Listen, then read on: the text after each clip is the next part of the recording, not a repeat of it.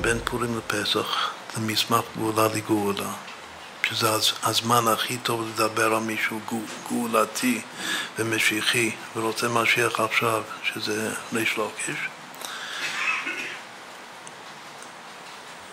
דיברנו על הלכה שהרמב"ם מביא בהלכות יסודי התורה בהתחלת החיבור שלו, שזה קשור למסירות נפש. כל מסירות נפש זה בכתר. והוא פוסק נגד הכלל שפוסקים כמו רבי יוחנן נגד ריש לקיש, כאן הוא פוסק כמו ריש לקיש. בלי שזה כתוב בגמרא שההלכה כאן זה כמו ריש לקיש. כלומר שזה נגד הכלל. מה ההלכה? שוב, זו הלכה מובהקת ששייך בעצם לריש לקיש. מה קורה עם גויים, עם גדוד של חיילים של גויים, מקיפים, תוקפים שיירה או קבוצה של יהודים, ואומרים ליהודים, תנו לנו אחד מכם ונהרוג אותו, או אם לא תיתנו לנו, נהרוג את כולכם.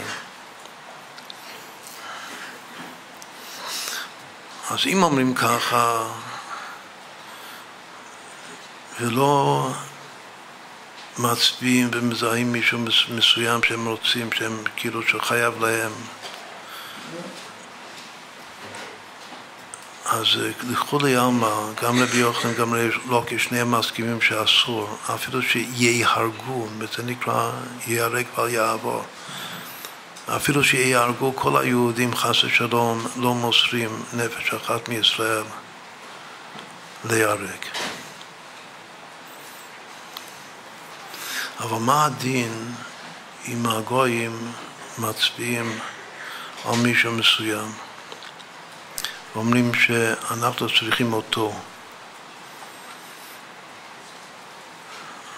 או שתנו לנו אותו, או שנהרוג את כולכם. זה הלכות קידוש השם, שבשביל הרמב"ם זה יסודי התורה. כאילו שדווקא ההלכה הזאת צריך ללמוד את זה דבר ראשון. זה יסוד היהדות.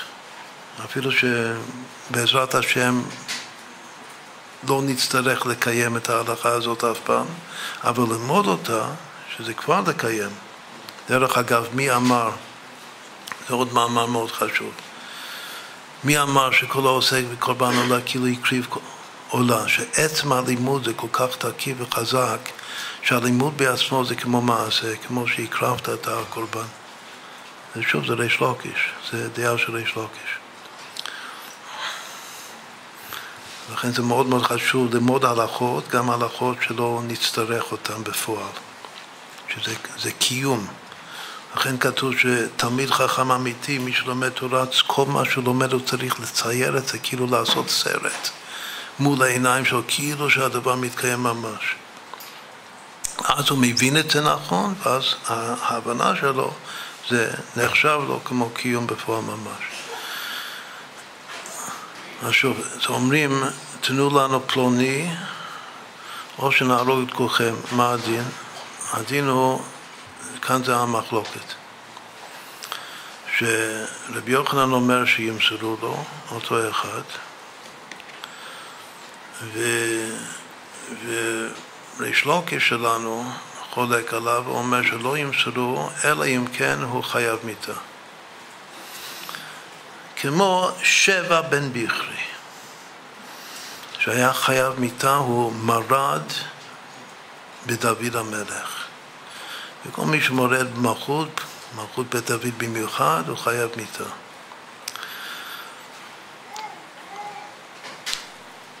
הרמב"ם פוסק כמו רבי יוחנן, שאם רק אומרים תנו לנו פלוני, לא נותנים אותו. אף על פי שיהרגו את כולם, חס ושלום. אלא אם כן, אותו פלוני הוא חייב מיתה כמו שבע בן ביכרי. אז מותר למסור אותו. ואפילו שמותר למסור אותו, זה לא מידת חסידות, זה עוד עניין. עכשיו, ההלכה הזאת והציור שלו, כאילו הנכונות, וההזדהות, כל מה שהוא אומר זה הזדהות נפלאה עם עם ישראל. אפשר לומר ככה, באמת המפרשים אומרים שאין מישהו כל כך קשור לעם ישראל ולפשוטי העם כמו הבעל שם טוב, שאהב את היהודים הפשוטים. אין אחד, מאיפה הבעל שם טוב לקח את אהבת היהודים הפשוטים וגם העבריינים? הוא לקח את זה מריש לקיש. כאילו יש הרבה יסודות של כל החסידות של הבעל שם טוב, שזה לקוח דווקא מריש לקיש.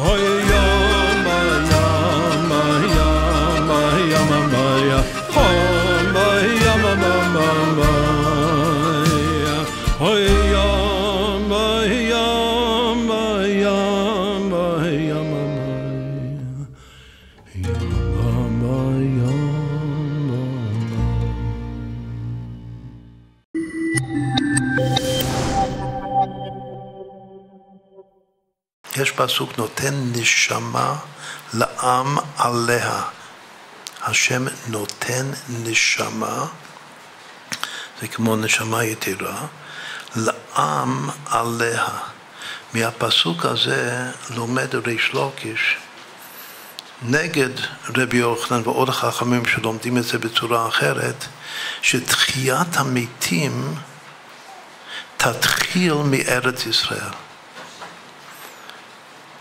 עליה זה על אדמת ציון, על אדמת ארץ ישראל. השם נותן נשמה. מה זה נותן נשמה?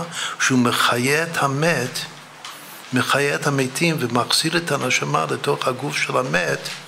הוא נותן נשמה לעם, שעם זה גם עמך, שזה היהודים הפשוטים, לעם עליה. עכשיו מכאן הוא לומד שתחיית המתים, שזה הטל שמחיה אותנו, זה טל תורה שהיא טל תחייה, לכן גם זה קשור לחוכמה. הוא נותן את הנשמה הזאת, שזה כמו הנשמה יתירה של שבת, שזה שני מאמרים שלו. לעם עליה, תחיית המתים מתחיל מארץ ישראל. מה המיוחד של ארץ ישראל? כתוב שארץ ישראל במקום הוא כמו שבת בזמן. אם אנחנו אומרים שכל מאמר זה קשור עם גם דברים אקטואליים, מה הוא מתכוון שתחיית המתים תתחיל דווקא מארץ ישראל? ומארץ ישראל תתפשט לכל הארצות. מה, הוא מדבר רק על תחיית המתים, מה שיהיה באיזה זמן עתיד?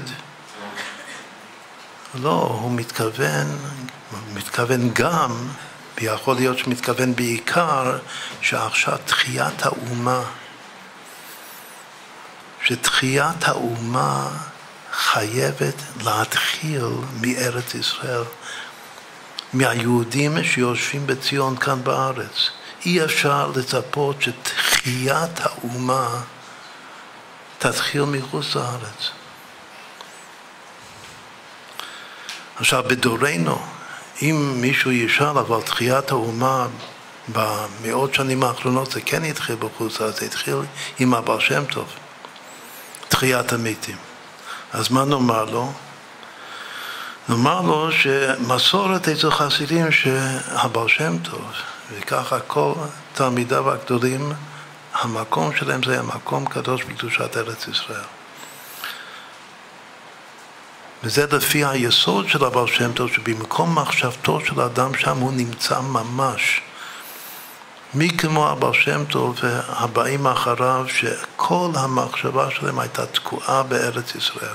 אז לפי זה, מה זה תחיית האומה תתחיל מארץ ישראל? או מיהודים ממש בארץ ישראל, או יהודים שכל מגמת פניהם היא ארץ ישראל. בגלל שיכול להיות יהודי שיושב כאן בארץ והוא חושב על חוץ לארץ. אבל מי שהעיקר זה המחשבה, אצל ריש לקיש העיקר זה המחשבה מועלת. מי שכל המחשבה שלו זה על ארץ ישראל, משם מתחיל תחיית המתים, שזה תחיית האומה.